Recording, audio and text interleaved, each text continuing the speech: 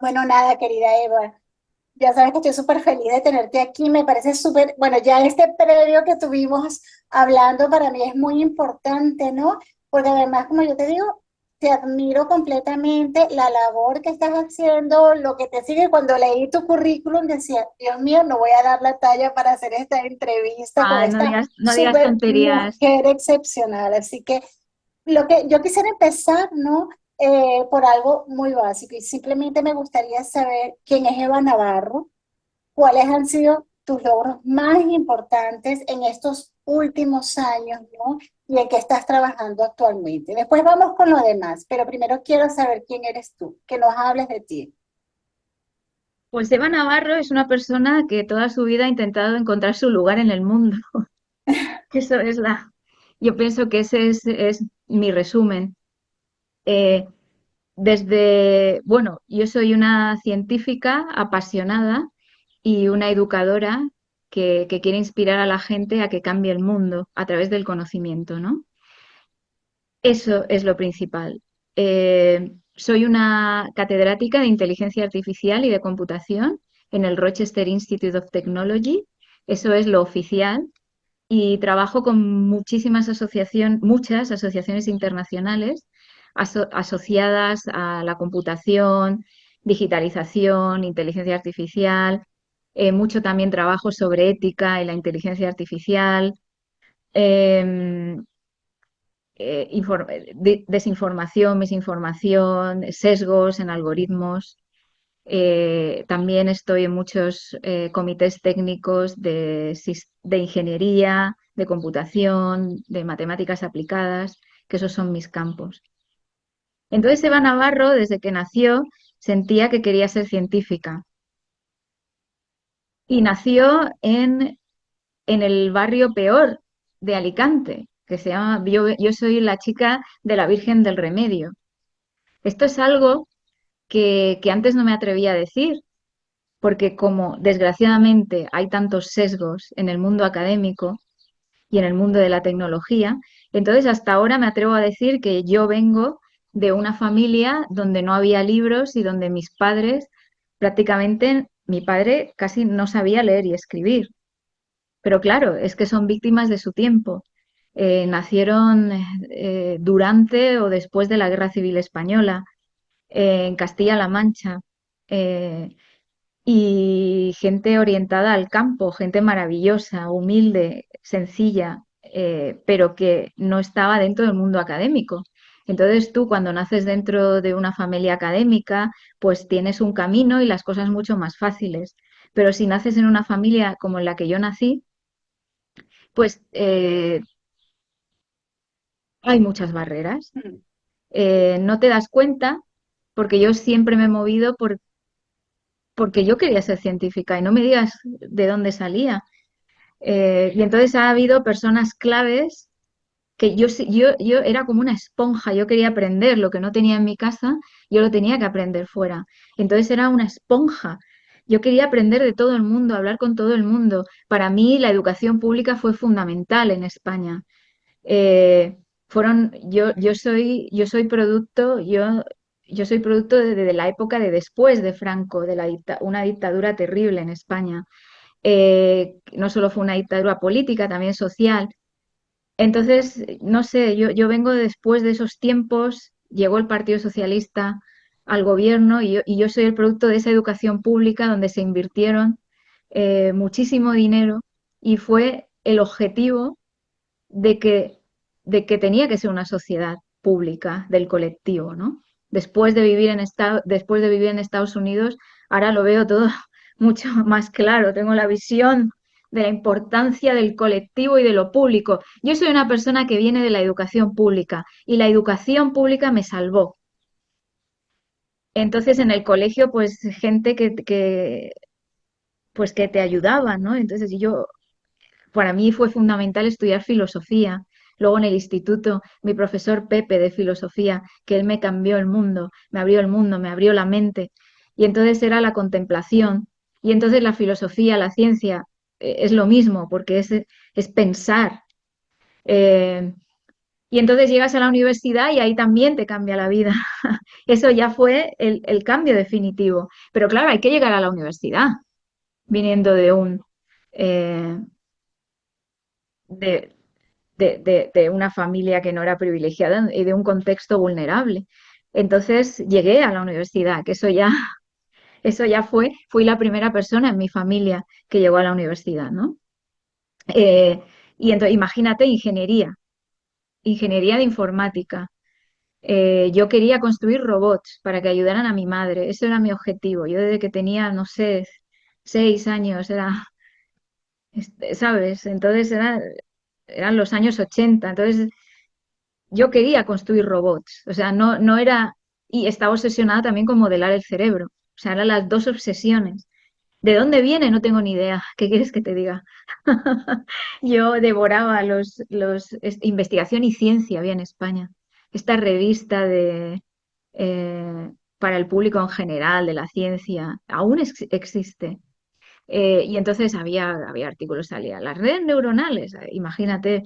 eh, y entonces, el cerebro, el modelado del cerebro. Pero yo estaba en modelar el cerebro humano. Entre modelar el cerebro humano y construir robots, llegué a estudiar ingeniería informática en la Universidad de Alicante. Y ahí empezó toda la historia. Entonces ese ha sido mi comienzo y quién soy yo. Pues una científica que quería cambiar el mundo. Y lo estás logrando. Complicado, el mundo está loco. Cómo se cambia el mundo hoy día? Tú eres experta, bueno, me gustaría también que desde esa experticia que tú tienes y has hablado, ¿no? Que te dedicas en ese modelado del cerebro humano, que me gustaría que nos dijeras qué significa el modelado del cerebro humano, ¿no? Además que tú Sí, nos hablas que tú estás en ese modelado del cerebro humano, de estos sistemas, ¿no?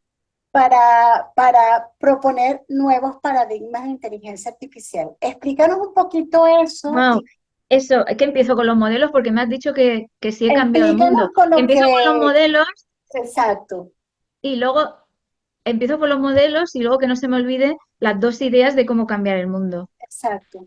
Los modelos matemáticos, pero modelos dinámicos, de sistemas dinámicos. O sea, porque los modelos que yo hago son sistemas dinámicos. ¿Qué es eso? Sistemas que evolucionan con el tiempo. Observas la naturaleza y lo pones en un modelo dinámico que va evolucionando con el tiempo. Entonces, la modelación del cerebro humano, yo quiero modelar eh, las adaptaciones del cerebro, que es lo que se llama neuroplasticidad. Por ejemplo, ahora que estamos hablando, no te asustes, pero tus neuronas y las mías se están muriendo. Y vamos a llegar al final de esta charla. ¿Por qué? Porque las neuronas, aprendí en el Instituto Cajal, porque estuve un año viendo de verdad los cerebros, de verdad. eh, lo más importante son las conexiones, no las neuronas. Entonces, nuestras neuronas, cuando nacemos, a medida que evolucionamos, nuestro cerebro va perdiendo neuronas, pero va aumentando en conexiones.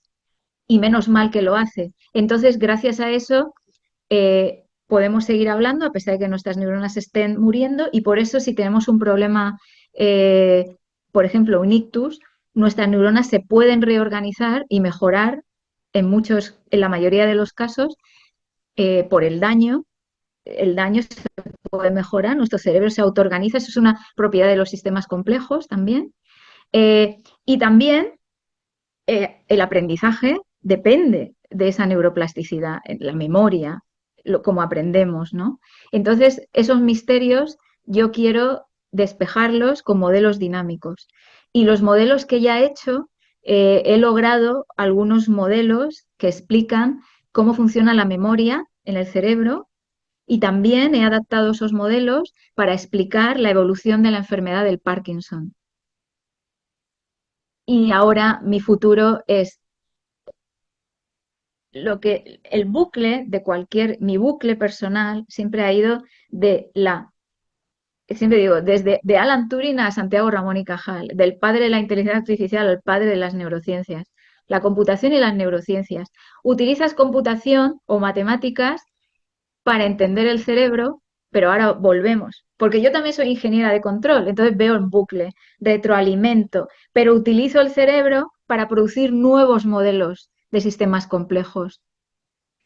Eh, y entonces ahí vienen las matemáticas y por eso en mi vida siempre he ido aprendiendo y he ido añadiendo capas de complejidad a los sistemas. Por ejemplo, entonces, a ver, cierro el bucle, utilizo el cerebro humano para proponer nuevos paradigmas matemáticos y también dentro de la inteligencia artificial. Por ejemplo, recientemente con mi estudiante de doctorado, que ya no es estudiante de doctorado, Rogelio, que está como investigador en el King's College en Londres, hemos utilizado mi conocimiento del cerebro para proponer nuevas arquitecturas de redes artificiales para reconocimiento de imágenes, problemas de clasificación, por ejemplo, en imágenes médicas. Entonces hemos introducido una nueva arquitectura, porque en el cerebro no solo tenemos neuronas, tenemos otras células muy importantes, por ejemplo, astrocitos, y entonces nosotros hemos introducido todo ese conocimiento que yo llevo, ¿cuántos años llevo yo estudiando el cerebro desde pequeña? Pero sobre todo esto llevo más de 15 años. Estoy bastante enfocada a entender cómo funcionan estos mecanismos de adaptación del cerebro y esto me está ayudando a su vez a proponer no solo nuevos paradigmas, arquitecturas de inteligencia artificial, de redes neuronales para clasificación, problemas de clasificación, sino además proponer nuevos paradigmas matemáticos para sistemas complejos adaptativos. ¿Qué es un sistema complejo? Imagínate una red compleja, son muchos, nuestro cerebro, muchas neuronas, todas juntas o el Internet, muchos elementos interconectados, muchos, millones, billones, que se interconectan de forma no regular. Eso es un sistema complejo. Y la característica de un sistema complejo es la autoorganización. Se producen una serie de, emergen unos comportamientos colectivos. Por ejemplo, si tú miras unos pájaros que vuelan en el aire o las escuelas de peces en el mar, esos peces, cada uno, tienen comportamientos muy simples. El individuo es muy simple, pero luego el colectivo producen un comportamiento emergente que no existía en el individuo. Y entonces eso es un sistema complejo. Un ejemplo es el cerebro humano. Entonces tenemos, por ejemplo, la memoria es un efecto colectivo, el aprendizaje también. O sea, no sé, cuando tienes una idea que dices, oh, esta idea, madre mía, pues hay una avalancha, un efecto cascada en tu cerebro que se está produciendo cuando tienes una idea y de repente estás ahí, ¡ah! Y entonces parece que hay de verdad, ¿no lo sientes? Que hay como un efecto cascada en tu cerebro. Eso es un comportamiento colectivo y complejo. Entonces yo me dedico a modelar eso. Y entonces los logros para llegar a eso, yo, por ejemplo, en mi tesis de doctorado fui una de las primeras en el mundo de modelar la energía en sistemas dinámicos no lineales, porque yo me dedico al mundo no lineal, eh, en el tiempo discreto. Yo fui una de las primeras personas en el mundo. Luego después añadí la complejidad de irme a trabajar a sistemas discontinuos, sistemas que conmutan. Por ejemplo, un conmutador, pues el switch que tienes en tu casa, o un termostato, eso es un sistema conmutado. Pero yo lo analizo conmutaciones más complejas. En el cerebro hay conmutaciones. Luego, ahí me fui a trabajar al Instituto Mexicano del Petróleo, que mi gran mentor en México, Rodolfo Suárez, que murió el año pasado, es como mi papá mexicano. eh, él me, él me conoció en Barcelona y me dijo, tú tienes que estar en mi equipo. Estaba formando el primer departamento de matemáticas y de computación en el Instituto Mexicano del Petróleo, en la industria petrolera. Tú sabes cómo funciona el mundo del petróleo en Latinoamérica. Hay solo un instituto, hay una compañía y un instituto que da investigación a esa compañía. En el caso de México era este instituto. Yo no tenía ni idea yo me he convertido en una experta mundial en eliminación de vibraciones mecánicas en sartas de perforación. Yo no tenía ni idea. Estuve un año en la biblioteca, pero te digo, todo el día metida de día y noche en la biblioteca del Instituto Mexicano del Petróleo, leyéndome revistas hoja a hoja de lo que era una sarta de perforación. Eh, Yo no tenía ni idea, pero ahora mis artículos son artículos clásicos en el tema. Para mí eso me pareció un logro, sobre todo porque todos eran hombres. Y yo era una matemática, mujer, joven, extranjera en México, a pesar de que me siento mexicana, de que soy mexicana, pero claro, mi acento no se me va. Entonces, en esas reuniones eran bastante duras. El mundo de la ingeniería del petróleo es un mundo duro. Y ahí estaba yo. Eh, entonces, eso es un logro importante. Y luego añadir complejidad a eso, sistemas discontinuos, sistemas no discretos, no lineales. Luego ya me fui a redes complejas, luego ya redes de redes, y ahora donde estoy. Ahora ya quiero lo más complejo, adaptación eh, de todo. Luego también se me ocurrió, soy muy buena, un logro importante que yo tengo, mi mente puede ver, puede conectar cosas, conexiones que nadie puede ver. Entonces yo realmente, mi trabajo siempre está en los márgenes. Yo vengo de los márgenes como persona, yo vengo de los Sí. márgenes. Pero mi trabajo, mira, me acabo de dar cuenta que ahora mismo que igual es eso, por eso siempre estoy en los márgenes de áreas. Yo yo no entiendo la ciencia en cajas de áreas. Yo rompo eso. Yo trabajo en los márgenes de las áreas. Entonces yo puedo mezclar 6 áreas de investigación. O sea, matemáticas, ingeniería de control, computación, lógica matemática, inteligencia artificial, neurociencias, biología, ¿qué más? Ahora estoy metida en cosas de ciencias sociales. Entonces, claro, con todo eso lo mezclo y entonces ahí hago nuevos modelos matemáticos, ¿no? Y esa es la mente que tengo.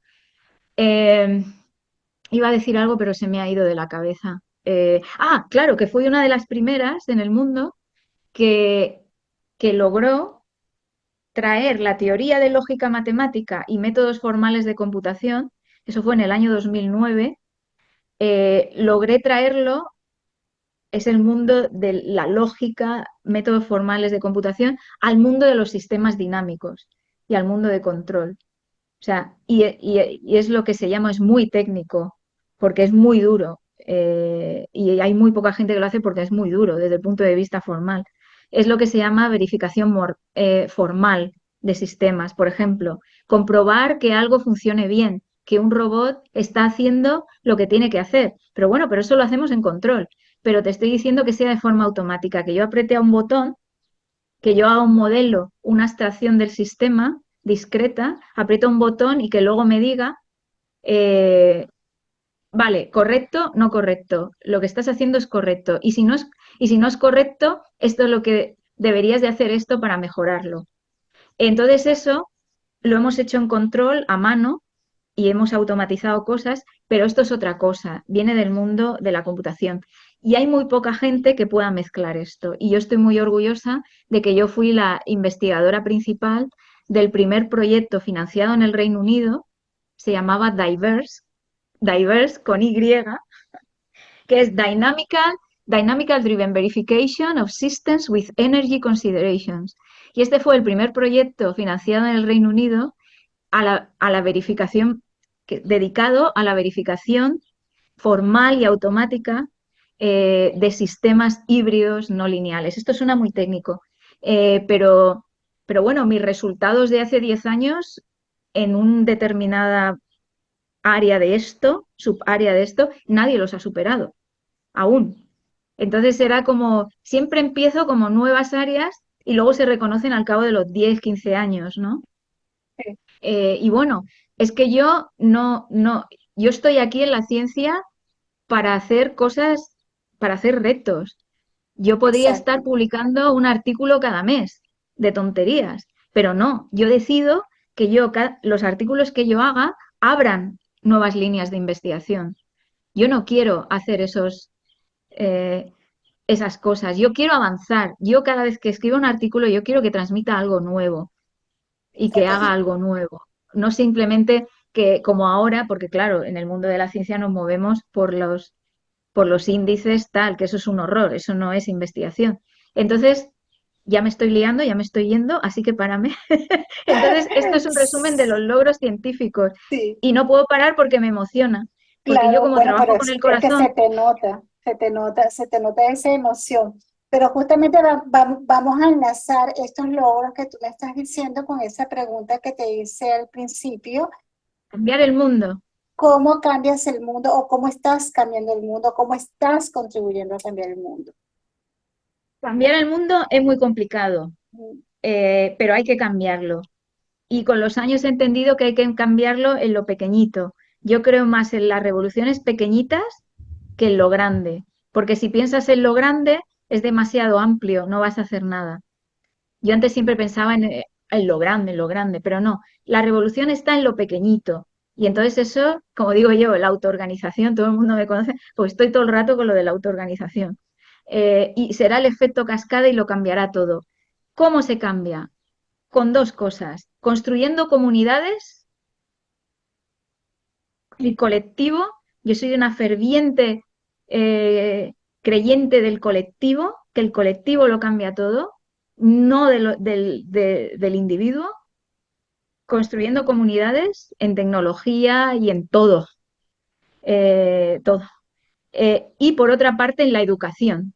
Eso es donde yo también cambio el mundo, a través de la educación, a través de tus equipos, a través de la educación de tus alumnos, que les vas transmitiendo una serie de principios éticos y de integridad en la ciencia que luego tú esperas que ellos van a transmitir. Y ahí está la revolución, ahí se producirá un efecto cascada. Yo, todos mis alumnos, a mí lo que más me emociona cuando me escriben aún, o sea, alumnos que los veo que trabajan en la UNESCO, en las Naciones Unidas, en compañías, que ahora son managers, entonces, y me siguen escribiendo y me dicen, Eva, tú me cambiaste la vida. Y entonces digo, hombre, digo, eso es darme demasiada importancia. Tú cambiaste tu vida. Porque yo, claro, yo viniendo de donde vengo, yo no hubiera sobrevivido sola. Hubo esa gente que me dio la mano, que me sacó. Entonces yo entiendo perfectamente que ahí está, que tengo, que esa es mi función también. ¿Ves? A mí me dieron el relevo, gente, y yo ahora se lo estoy volviendo a dar a otra claro, gente. Y claro, entonces, viniendo desde abajo, entiendes perfectamente todos los problemas, todas las barreras, porque hay muchísimas. Eh, entonces, claro. eh, de esas dos maneras creo yo que estoy cambiando el mundo, con cosas pequeñitas. Y también cambio el mundo, por ejemplo, llegar aquí donde estoy ahora, en medio de la nada, que no es la nada, quizá la nada es lo otro. Estoy aquí, mira estas flores de Castilla-La Mancha, la Ruta del Quijote, es un sitio que se llama Almuradiel, en Ciudad Real. Esto es muy importante para mí porque aquí vienen mis antepasados, campesinos, pobres, eh, bueno, pobres no, o sea, muy sabios y gente que sí que sabe su lugar en el mundo, porque están conectados con la tierra y en el momento que estás conectado con la tierra, sabes dónde estás. Y entonces aquí estoy y cambias el mundo saliendo a la calle y sonriendo, intentando ayudar a la gente. Eh, cambias el mundo en cualquier interacción con cualquier ser humano. Eh, entonces, de nuevo, las cosas pequeñitas son las que cambian el mundo. Claro, y es que también es lo que tú dijiste al principio, de dónde venimos, ese de dónde venimos, ¿no? Es el que nos ayuda también a esa perspectiva diferente que podemos tener de las cosas, ¿no? Y lo ves de otra manera diferente. Ahora, te quiero preguntar, tú has sido nombrada una de las 100 mujeres brillantes en la ética de la IA en 2025. Y, y bueno, desde que te conozco hace tiempo, pues hemos hablado sobre todos estos temas, nos has hablado sobre todos estos temas de la inteligencia artificial, etcétera, etcétera. A veces me da la impresión como simple normal, ¿no? Que se están logrando cosas maravillosas gracias a la inteligencia artificial, pero a veces digo, no voy a leer más noticias porque parece que de repente vamos como que hacia un caos, hacia el fin del mundo, hacia un mundo donde lo veíamos antes en la ciencia ficción, en las películas. De repente tú dices, Dios mío, ¿qué está pasando, no? Y ¿Hacia dónde nos lleva la inteligencia artificial? Además que tú también mucho has hablado sobre esos sesgos, no solamente sesgos de género que hay en la inteligencia artificial, sino por por la raza, por de dónde vienes exactamente, ¿no? Y todo eso que sucede en la sociedad y que siempre hemos visto, pues se perpetúa también en la inteligencia artificial. Eh, Cuéntanos un poco hacia dónde, hacia cuáles son esos riesgos más grandes que tú ves y qué es lo que tenemos que hacer para, o dime si esa visión mía es errónea, háblame de ello, por favor. Madre mía, ¿cuántas horas tenemos? Vamos a ver. ¿Te acuerdas cuando hicimos esa entrevista? Era en el 2021, ¿no? Sí, 2021, Hicimos una entrevista y 2022, un sí. artículo. Sí, Sí, una que fue entrevista y un artículo con Sandra Sandra. Peña. Bueno, qué maravilloso. Y ahí el titular que yo dije y que sigo diciendo es que cuando la sociedad cambie, los También. algoritmos cambiarán. Y yo decía, y siempre digo, pero lo llevo diciendo desde cuándo, desde hace 20 años. El problema no es que los algoritmos o las máquinas quieran ser como las personas. El problema es que las personas quieren ser como las máquinas. Ahí está el Ujú, problema. Vamos a ver, por partes. Inteligencia artificial.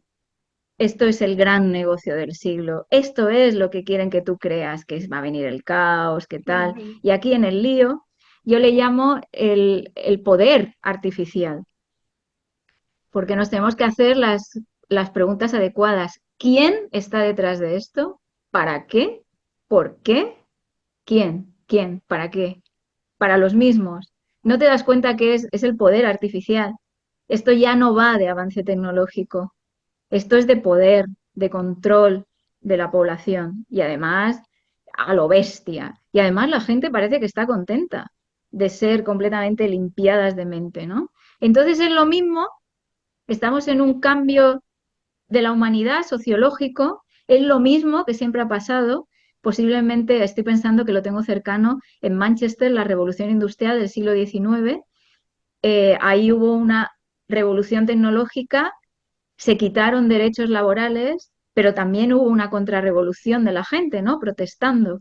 Pero hay esa tensión, ¿no? Y siempre los grupos de poder. Eso es la inteligencia artificial. Una tecnología de privilegiados para privilegiados. Siempre. Eso no cambia. ¿Y qué es la inteligencia artificial? Pues no es lo que nos están diciendo que es la inteligencia artificial. Porque ahora llaman inteligencia artificial a cualquier cosa, a una hoja de Excel. Eso es inteligencia artificial. Le llaman inteligencia artificial a un bot. Eso no es inteligencia artificial. Eso es un bot. Le llaman inteligencia artificial a ese, no le quiero ni hacer publicidad, a ese horrorosa que ahora todo el mundo utiliza, el famoso ChatGPT. Eso no es inteligencia artificial. Entonces, están potenciando una parte muy pequeña de la inteligencia artificial, ya lo decíamos en la entrevista, hace 5 años, hace 4 años. O sea, la inteligencia artificial basada en datos solo es una parte de la inteligencia artificial. Luego hay muchas inteligencias artificiales. Eh, La inteligencia artificial es una forma, es el intento de reproducir algunos aspectos de la inteligencia del ser humano, del cerebro humano, pero también de la naturaleza. Hay modelos matemáticos que son, por ejemplo, que se llaman modelos evolutivos de computación, que modelan estos sistemas multiagentes, que modelan cómo los pájaros se mueven en parvada, las escuelas de peces, las hormigas. Inteligencia colectiva, eso es inteligencia artificial. Inteligencia artificial es lo que yo hago, inteligencia artificial simbólica, que viene del mundo de la escuela, como digo yo, de Turing, de toda la parte de lógica computacional, ¿no? Que ese fue el origen, podríamos decir, de la computación, de la parte abstracta. La parte de hardware va por otro lado, que viene del mundo de la ingeniería, ¿no? De la gente de ingeniería de control, ingeniería eléctrica. Vale, inteligencia artificial. Entonces ahora nos están vendiendo que unos, unas herramientas sofisticadas de estadística que juegan con la probabilidad de tokens, del lenguaje, eso que es el Natural Language Processing, el procesamiento del lenguaje natural. Viene del mundo de la lingüística, podríamos decir de la lingüística computacional, ¿vale? Es una rama de la computación. Y entonces lo han vendido, el famoso bot ese, lo han vendido como si fuera de nuevo, estadística sofisticada, a lo grande, con muchísimos datos, a lo bestia, lo grande. Compañías, compañías dirigidas por hombres, muy Exacto. pocas, un monopolio, que están controlando a gobiernos, que le están diciendo que están metiendo dinero, que están controlando a gobiernos para que metan eso en sus administraciones con la excusa de la automatización y eficiencia. Analicemos qué hay detrás de esto. Gente explotada. Porque tú sabes que esto no está automatizado. O sea, le llaman, ¿cómo le llaman? Reinforcement Learning Human Feedback. Y se inventan esta palabra y ¿sabes lo que es? Que hay una persona en África o en Venezuela, porque ¿sabes qué? Buscan a países que están en crisis económicas muy fuertes. Y entonces se aprovechan de la debilidad de esos seres humanos y entonces les pagan menos de $2 al día.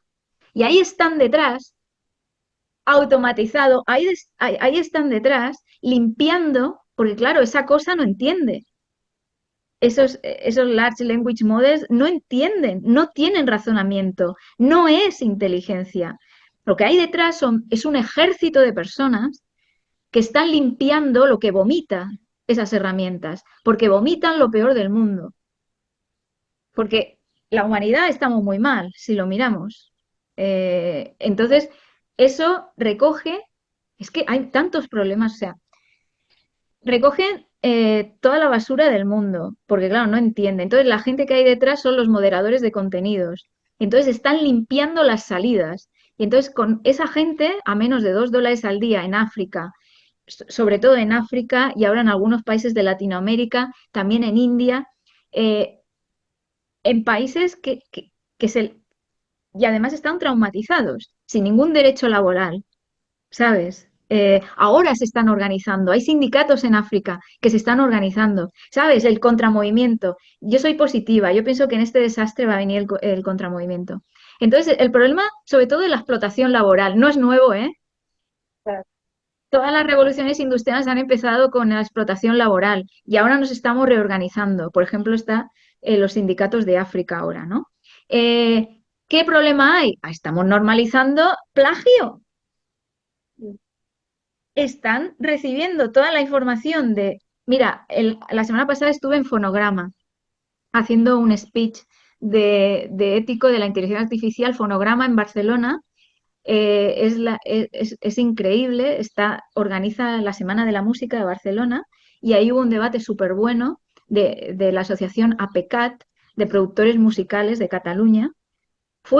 Ahí estuve con músicos y todos hablaban de la preocupación que tienen de que se les está robando su contenido, no les están pagando su copyright. Entonces es un problema de plagio, pero no solo la música, tus imágenes, mis amigos, Todo, al menos los textos, investigaciones, todo, todo.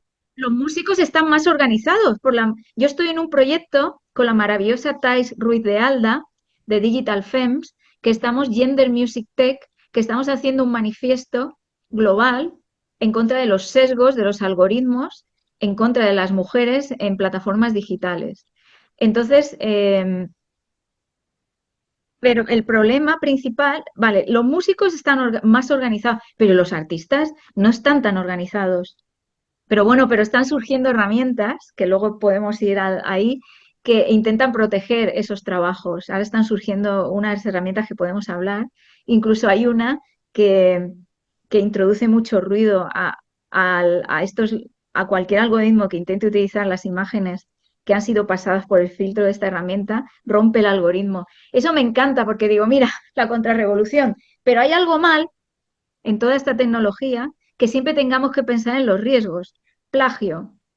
Ah, homogeneización estandarización del lenguaje y de todo, del lenguaje, de las imágenes, de todo, reproduciendo, porque si tú ves lo que produce estas herramientas es pura basura. O sea, habla siempre lo mismo, la misma frase.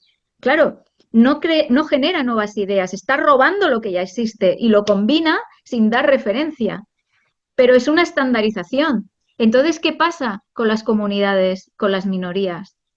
Ahí no estamos incluidas.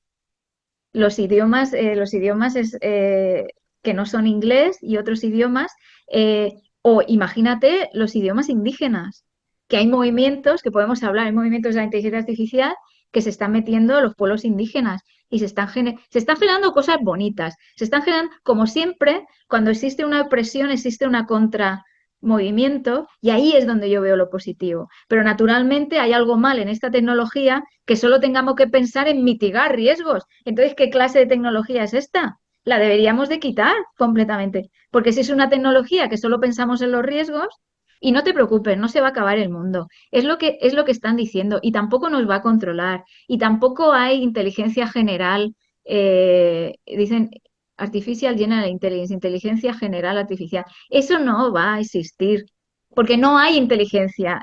Desde luego no en estas herramientas, no en estas herramientas. Y entonces intentan la idea reduccionista de que el cerebro es una computadora y que por lo tanto cualquier ser humano puede ser reproducido por una computadora. No. O sea, eso es una... podríamos entrar en cosas filosóficas y vienen de movimientos muy cuestionables de Estados Unidos, ¿eh? Muy cuestionables, de los años del principio del siglo XX, muy Claro, cuestionable es todo que esto. ahí está. Entonces, claro, aquí hay, mira, tengo aquí un libro que es que no me lo acabo de leer porque me lo traje de Manchester. A ver, mis flores, A espérate, ver, si mis lo flores pones de la... delante de ti, si lo Mira, pones, ah, ya se ve. Sí. de AI Con, Quantified. la estafa de la inteligencia artificial.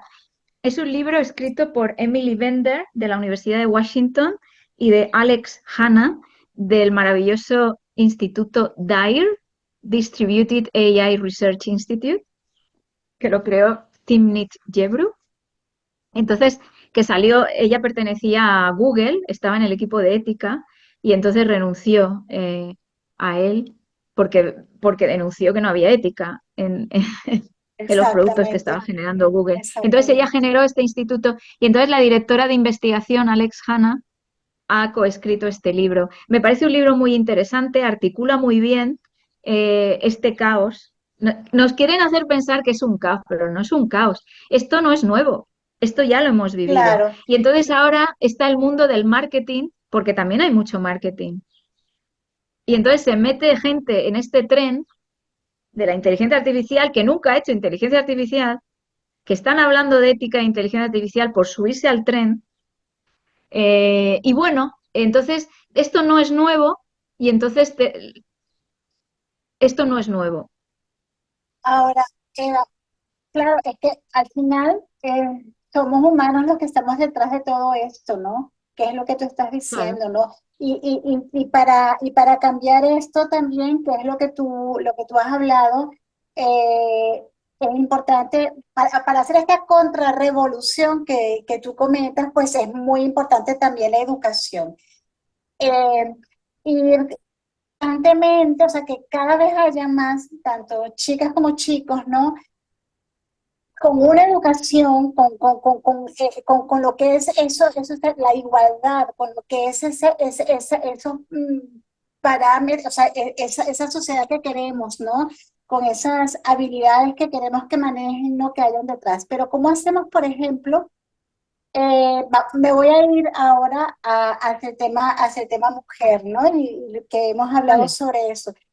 Se está constantemente, me parece muy bien con todo este tema de las STEM, con todo este tema de que tenemos que tener muchísimas más niñas estudiando en todas estas, bueno, yo creo que no solamente en todas estas ciencias o esta tecnología o carreras científicas, sino también carreras ciencias sociales que complementan, ¿no? Y que tienen que estar allí con todo este tema de la tecnología, ¿no? Pero ¿qué es lo que tenemos que hacer? Realmente ya no está como que sobresaturado este tema de las chicas STEM, porque al final yo digo, y cuando salen estas chicas de estudiar esa carrera y llegan al mundo laboral, un mundo bueno, que ya tú lo has hablado, no es un mundo fácil, ¿no? Tienes que estar completamente, yo creo que convencida y que eso es lo que tú quieres hacer porque tienes que luchar también contra esos, me recuerda a alguien, una autora que nos habla de esos molinos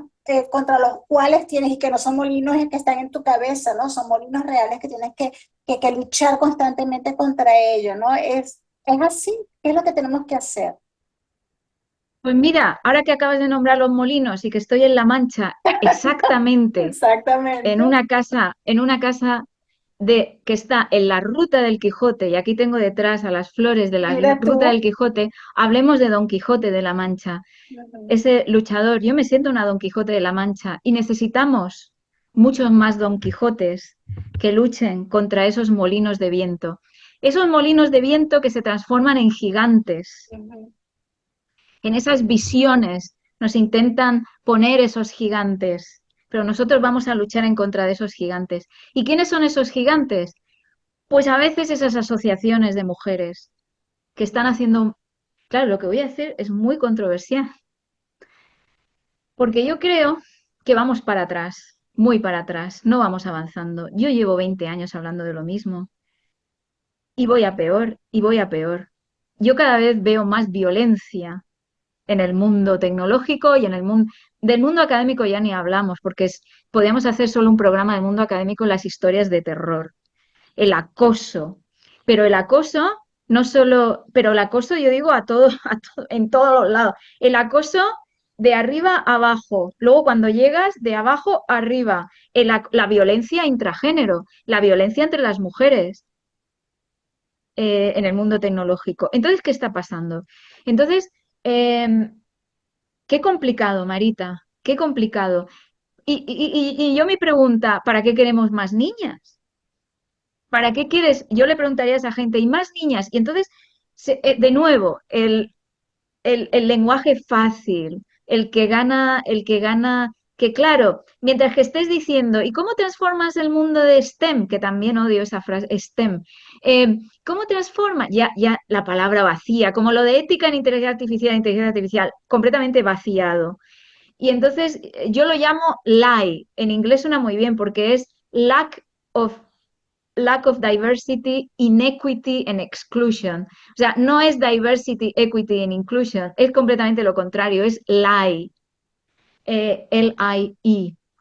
La mentira, de nuevo, la estafa, como la inteligencia artificial, la estafa de diversidad, inclusión, se vacía. Pero queremos eso, queremos la diversidad y la inclusión. Yo he luchado toda mi vida, pero no de esa manera. Entonces salen mujeres referentes y dicen que la solución está en aumentar el número y tener role models. Y tú dices, venga, va, ya quitemos. No, actualmente no. Porque yo para qué quiero que esas niñas lleguen a un sistema completamente violento y brutal, para que luego lo tengan que dejar.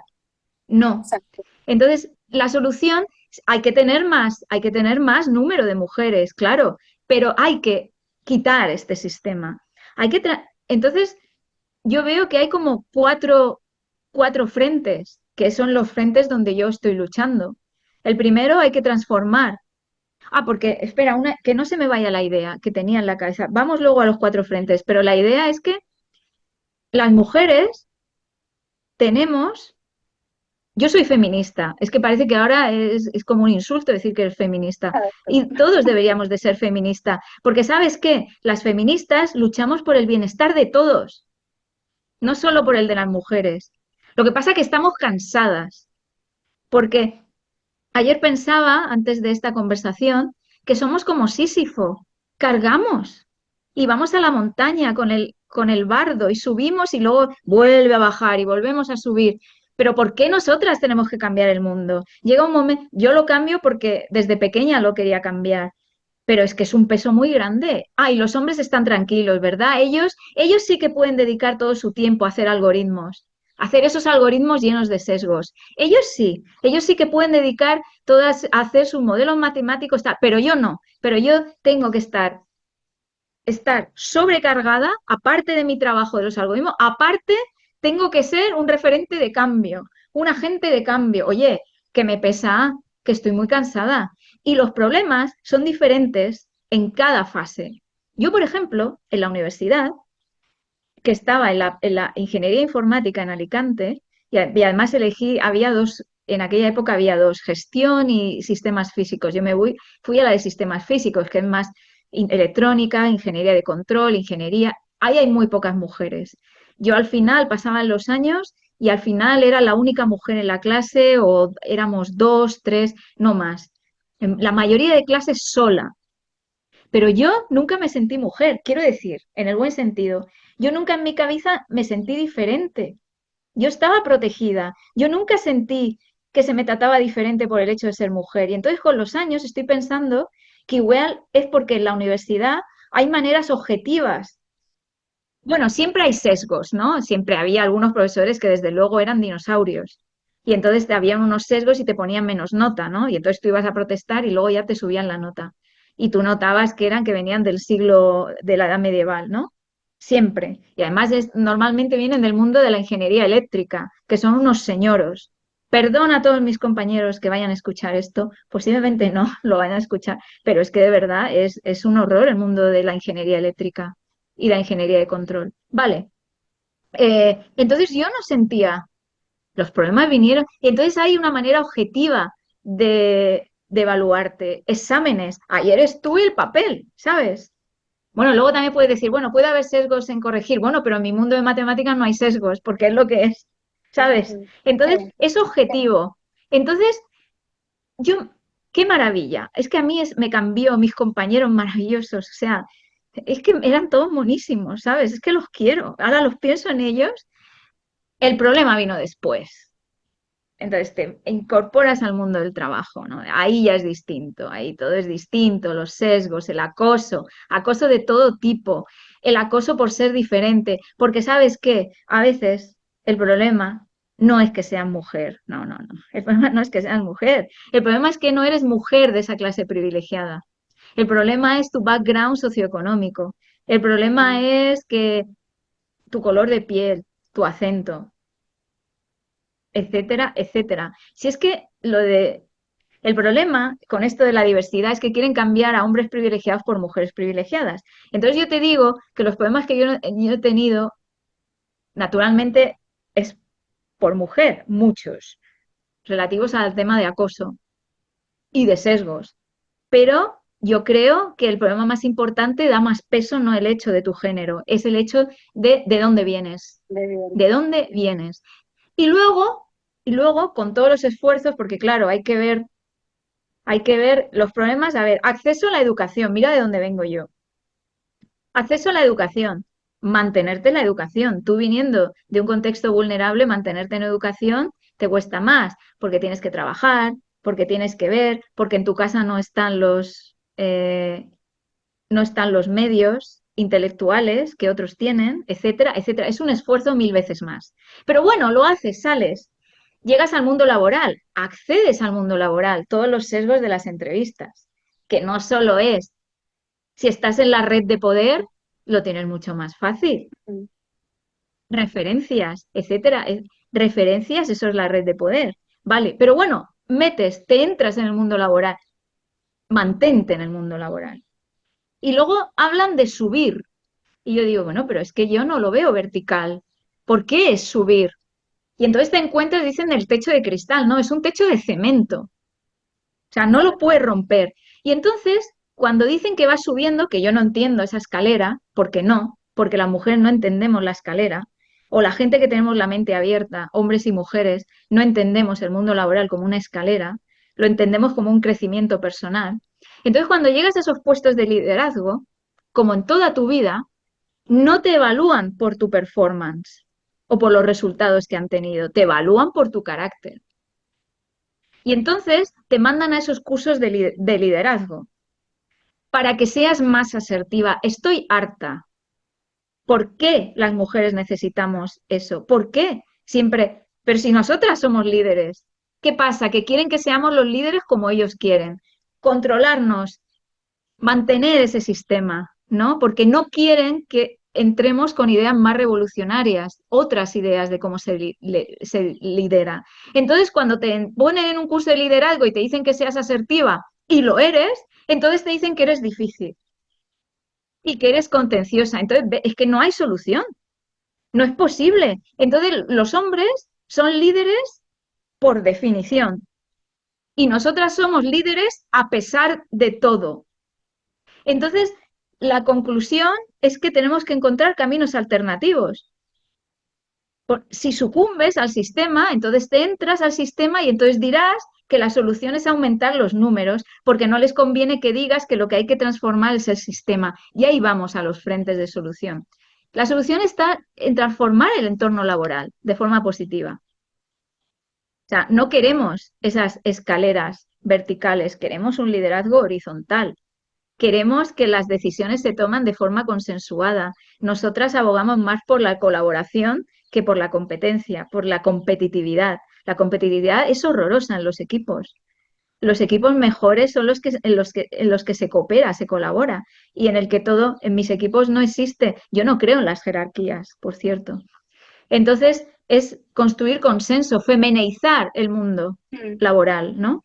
Con nuevas ideas de liderazgo. Y entender que los objetivos de carrera de las personas son diversos. De ahí está la diversidad. Diversidad de ideas. Porque hay carreras que son distintas. O sea, ¿por qué es tan lineal el mundo académico? Puede haber otras alternativas. ¿Por qué es tan lineal el mundo de tecnología? Que parece que lo único que deseas es ser un CEO. Entonces, no, o sea, hay otras carreras, hay otras posibilidades. Entonces, un líder tiene que entender, esa es otra forma de liderar. Yo elijo cómo, cuándo y dónde quiero trabajar, ¿no? Eso es cambiar, transformar el entorno laboral. El segundo frente, hay que incluir a comunidades desfavorecidas y vulnerables. Porque de nuevo, ahí está la diversidad. De nuevo digo, el mayor problema no es el género, el mayor problema es de dónde vienes y de que no estés dentro de las redes de poder y de privilegio.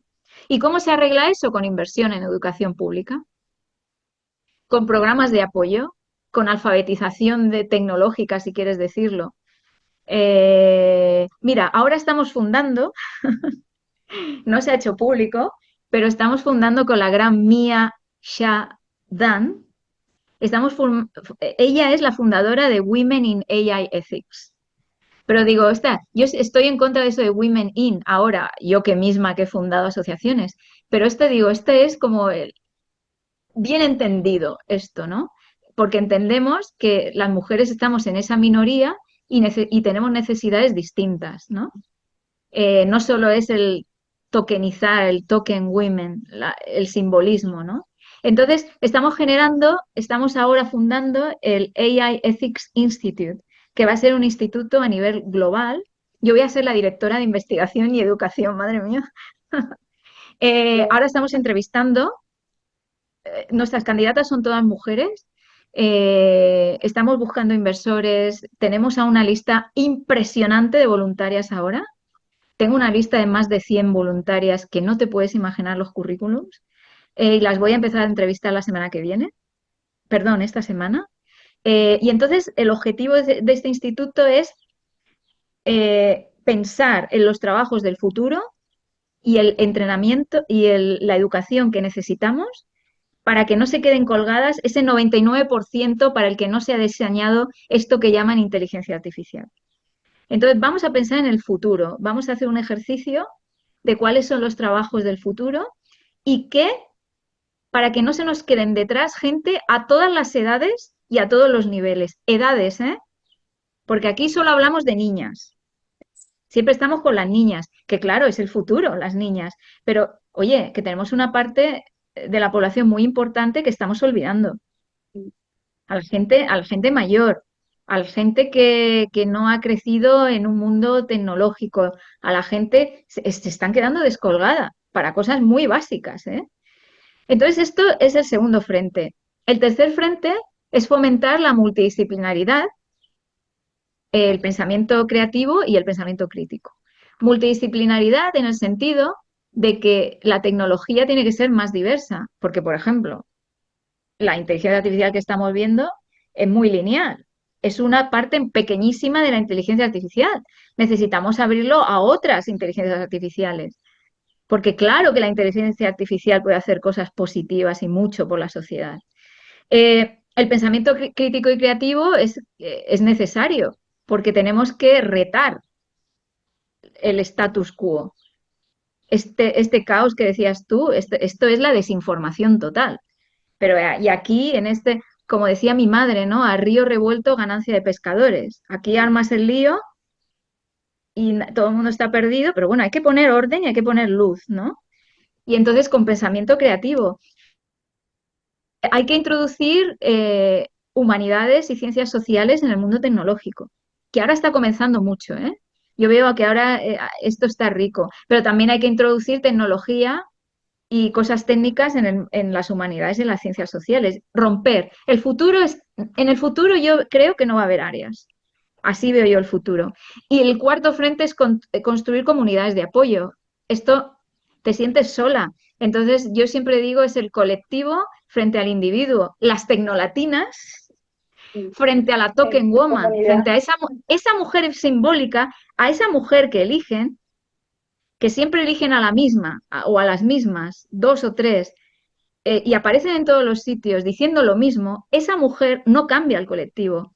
Esa mujer no va a cambiar todos los problemas que tenemos. Repetirá que el problema se soluciona con más mujeres y con role models, pero el problema no se soluciona con eso, el problema se soluciona cambiando el sistema, poco a poco, en tus equipos, en tus alumnos, en tu gente, construyendo comunidad, ¿sabes? Así se arregla. Y, Tenemos que soñar que lo podemos cambiar, claro, ¿eh? y partiendo, como dices tú, de este sueño, partiendo de esto, de esto este camino, ¿no? Y esta hoja de ruta que deberíamos seguir. eh, bueno, justamente el trabajo que estamos haciendo es 2050, ¿cómo es el futuro de la tecnología? ¿Cómo tú ves 2050 en el futuro del trabajo, en ese futuro de la humanidad, ¿no? Pensando con esos consejos que tú nos estás dando. Yo quiero ser muy positiva. Yo veo que vamos a generar un contramovimiento porque esto está tan mal y hay tanta hipocresía y hay tanta desinformación. Yo creo que vamos a generar un contramovimiento como este contramovimiento que te digo del AI Ethics Institute. Va a haber más, se están creando institutos como este que llegan de abajo, es de abajo a arriba. Incluir a la ciudadanía también, incluir a la sociedad, como entrar en el debate incluyendo a la sociedad. Ese es el futuro. Veo que se va a incluir a la sociedad, que va a ser una ciencia colaborativa, escuchando a todos, y que vamos a generar un contramovimiento más ético. Vamos, claro, esto suena, es que me oigo y digo, es que esto es un manifiesto que lo hicieron en el siglo XIX, cuando empezó la revolución industrial, ¿no? O sea, queremos un trabajo ético y un trabajo remunerado. Queremos derechos laborales. Desafortunadamente se mira a Estados Unidos y es un terrible efecto cascada. En Estados Unidos no existen los derechos laborales. Y lo digo con causa y que alguien ahora me rebata, porque yo trabajo en Estados Unidos. No existen derechos laborales. Entonces, desgraciadamente, eso se está instalando en el resto del mundo. Se está mirando ahí. Entonces, yo quiero pensar que se va a generar un contramovimiento positivo, va a ser va a ser una tecnología que va a transformar positivamente el mundo, va a estar liderada por, no solo, por mujeres y por gente que tiene unos principios de integridad y de ética para incluir a todo el mundo. Va a ser una tecnología diversa e inclusiva y no nos vamos a cargar el planeta, porque se me había olvidado antes que esta tecnología, aparte del problema de ética, plagio, robo de ideas, explotación de gente en países pobres, además, precarización del trabajo, además está yo cargándose el medio ambiente. Todos estos data centers necesitan muchísima agua, todos estos algoritmos, que yo estoy diseñando algoritmos que no, mi lucha es la energía, que no, que no gasten tanta energía en el procesamiento. Pero esto es a lo bestia. O sea, es como esa es esa parte masculina que también lo tienen las mujeres, ¿eh? Porque las mujeres no son mejores que los hombres, perdona, ¿eh? Es igual. Esa parte masculina de destrozar todo y de ir tienes un objetivo y lo destrozas todo a tu paso como una pisonadora. Yo eso lo veo como masculino, ¿no? Está destruyendo el medio ambiente y lo que a mí me parece alucinante, que gobiernos firmen tratados para construir esos centros de datos y de esos sistemas de refrigeración de los supercomputadores y que estén acabando con el agua, o sea, en un país como España, que ya tenemos los problemas de agua, no sé, es una desertización también. Entonces yo quiero creer que va a ser también un pensamiento ecológico, sostenible, o sea, pensar junto, como yo digo que el futuro está en la inteligencia colectiva, dinámica y creativa. Colectiva porque vamos a unir la naturaleza, las máquinas y los seres humanos, pero de una forma sostenible, respetando el medio ambiente y respetando la dignidad de los seres humanos, ¿no? Y también no va a haber áreas, no van a existir áreas de conocimiento. Yo que vivo en los márgenes, y siempre he estado en los márgenes de las áreas, el futuro es eso. Eh, vamos a crear, vamos a ser individuos multidisciplinares. Claro, o sea que la Eh, educación tiene que ser multidisciplinar. sí, pero en la educación se deberían de romper. Se está generando el concepto de educación es muy moderno, que yo ya lo llevo pensando bastantes años, la educación democrática que no existen áreas. Tú entras a la universidad, esto ya está pasando en institutos, en high schools, pero no, yo conozco movimientos hay ideas en algunos países en universidades. Los alumnos, bueno, en el Rochester Institute of Technology está el concepto de Individualized Studies, que los alumnos entran y no tienen área, ellos van eligiendo. Entonces son alumnos muy buenos. Entonces, porque van eligiendo. A mí me gustaría que esto se extendiera a que esto sea la norma, no la excepción. No van a existir áreas. Y tú vas eligiendo, ¿no? Viendo con esa creatividad y con ese pensamiento crítico y qué es lo que realmente quieres, como podar lo innecesario y obtener.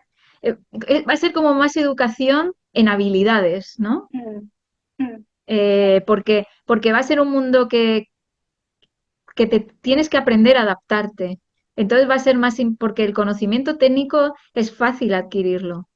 Lo importante es inculcar habilidades, ¿no? claro. Entonces es una revolución en el mundo de la educación y desde luego no va a ser con ChatGPT, que ese es uno de los grandes problemas. También las universidades están adoptando esto y están normalizando el plagio y la homogeneización y estandarización de ideas. Esto me parece es la muerte. Pero claro, es que ya verás, o sea, la solución no está ahí, la solución está en otro sitio. Exacto. Bueno, ya estamos llegando bueno, ya llegamos al final, pero yo podría estar aquí, yo más creo que Madre mía, tanto que podemos hablar. tenemos que hacer más entrevistas de verdad contigo porque creo que tienes muchísimo, Hagamos eh, una serie de entrevistas. deberíamos hacer no en serio, deberíamos hacer una serie de entrevistas, exacto, porque hay muchas cosas que no que pensamos que son, o como tú dices, todo eso que hay alrededor y necesitamos conocer, o sea, necesitamos el conocimiento, justamente, y necesitamos aprender de otras personas para saber en qué mundo estamos y hacia dónde va nuestro mundo y cómo podemos nosotros también insertarnos en ese mundo. Ahora, dos preguntitas breves. La primera, ya nos dijiste en un proyecto en el cual estabas, cuéntanos, ¿estás en otro proyecto o hacia dónde tú vas ahora en este momento? Estoy en muchos proyectos. Estoy en muchos proyectos. ¿Hacia dónde voy yo? Desde el punto de vista filosófico, voy a no tener miedo. Ya no tengo miedo. Y entonces de ahí puede surgir todo. Eh, los proyectos en los que estoy muy emocionada, estoy trabajando en la cofundación del AI Ethics Institute. Estoy muy emocionada porque es un concepto y una ética, que integridad, que ahí van las cosas. Estoy muy emocionada también, estoy trabajando con el International Panel on the Information Environment, que trabajamos, yo estoy en la parte senior de liderazgo y entonces en el comité de ciencia y metodología, y entonces controlamos distintos paneles a nivel mundial, y ahora se ha iniciado un panel de AI en Economic Inclusion, inteligencia artificial e inclusión económica. Voy a formar parte de este panel, pero el IPIE me encanta porque es un movimiento global para acabar con la desinformación y sesgos en los algoritmos. Y entonces nos centramos en cosas específicas como inteligencia artificial e inclusión económica, inteligencia artificial y construcción de la paz a nivel mundial, cambio climático, el abuso que hay a los niños, por ejemplo, en los medios tecnológicos y plataformas digitales. Entonces tratamos cosas específicas que van directamente a derechos humanos, ¿no? Eso me encanta, ese proyecto. Eh, Me encanta mucho el proyecto que estoy con Digital Femmes, el Gender Music Tech, que estamos generando ese manifiesto global con mi Thais Ruiz de Alda, que es una pasada. Ella está trabajando en Barcelona, es la creadora y fundadora de Digital Femmes. Hay muchísimos proyectos que lleva orientados a la alfabetización tecnológica y mucho trabajo de ciudadanía, ¿sabes? De trabajo de base, con grupos cívicos. Hay un grupo que me decía, cuando la vi en Barcelona esta semana, de ciudadanía de la inteligencia artificial. Ese es el futuro, la sociedad cívica, incluirla en la tecnología, ¿sabes? No solo los señoros de la inteligencia artificial o de la tecnología. El mundo y, por supuesto, tecnolatinas, ¿qué puedo decir? Claro, que ya llevas Eh, tiempo.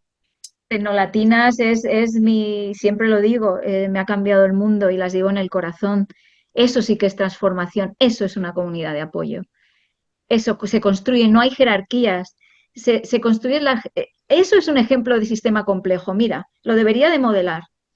Eh, no existe una jerarquía y entonces nos autoorganizamos por tareas. Por ejemplo, si hay un evento que organizar, si hay no sé, un brunch tech, un almuerzo de tecnología, una cumbre de comunidades, entonces se autoorganizan, nos autoorganizamos para hacer esa tarea, pero es completamente horizontal. Eso es Tecnolatinas. Y bueno, y estoy metida en muchas cosas, la verdad. Eh, eh, en la parte técnica, mi sueño es modelar el cerebro en enfermedades neurodegenerativas y generar nuevos modelos matemáticos y computacionales de sistemas adaptativos complejos, ¿no? Y ahí, y ahí estoy, ahí está mi mente y bueno, y sí, ahí Seguiremos estoy. esos pasos.